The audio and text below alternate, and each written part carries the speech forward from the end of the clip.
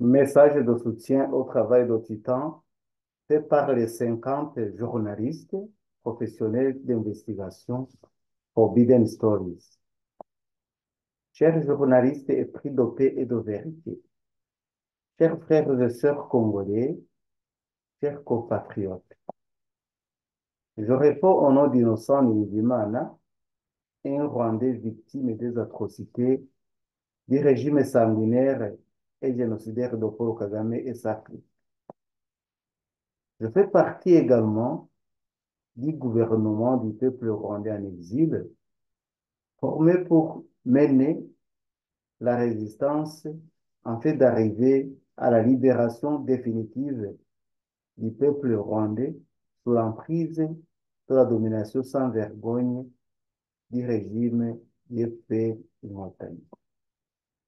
Étant juriste et ancien juge dans les cours et tribunaux rwandais, et plus encore président de la Cour du peuple, urukiko rwa Rwanda, un des organes du gouvernement du peuple rwandais en exil, dont la raison d'être est la lutte contre la justice des vainqueurs, contre les vaincus, la justice de deux poids, deux mesures, où le bourreau devient victime et devient en même temps jugé parti, ce qui est le cas pour le Rwanda.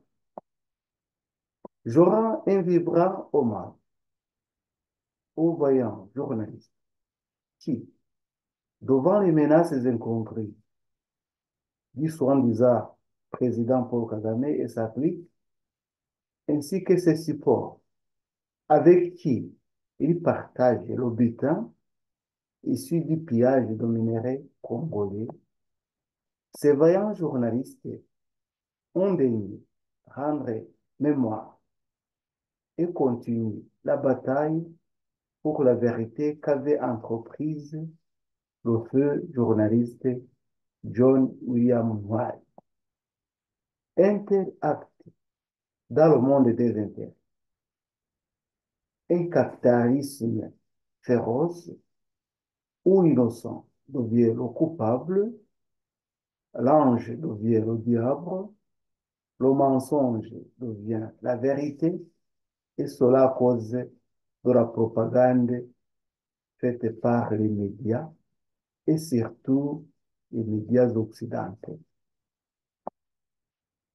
Cela signifie un bouleversement de l'histoire où un mensonge proféré par le régime de Kigali sur le génocide rwandais, un mensonge sur un pays soi-disant sûr et stable, un mensonge sur l'existence d'un état de droit, un mensonge sur l'héroïsme du vagabond et bandit Paul Kagame, ainsi que le mensonge sur l'économie miracle, tout cela commence à céder désormais place à la vérité.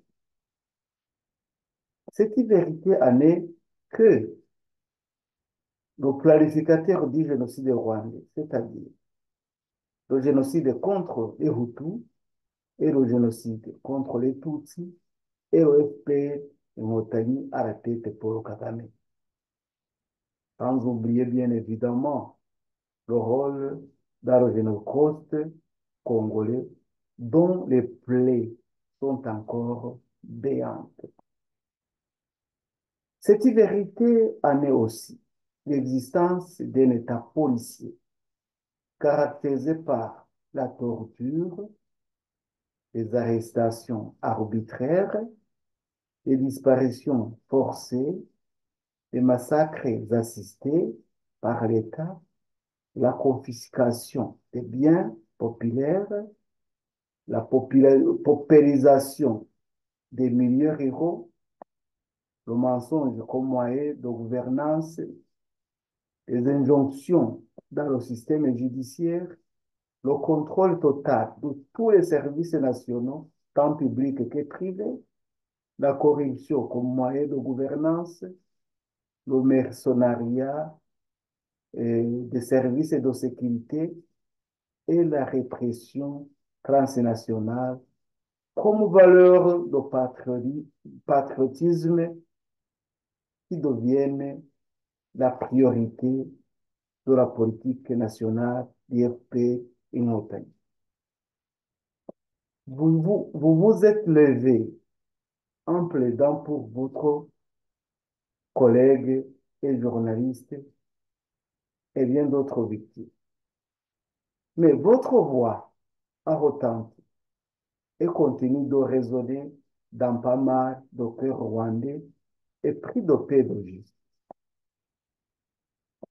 Comptez sur notre soutien indéfectible. Et le peuple rwandais, dont je suis issu, même si je suis en exil, vous félicite de ce travail consolant et plein d'espoir.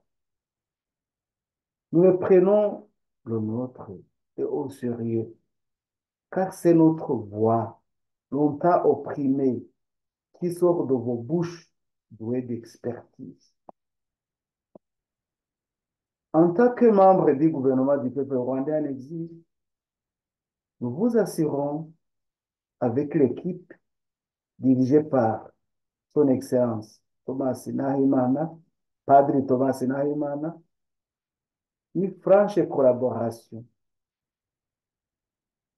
et soutien dans cette lutte qui vise à dénicher le mensonge et introniser la vérité.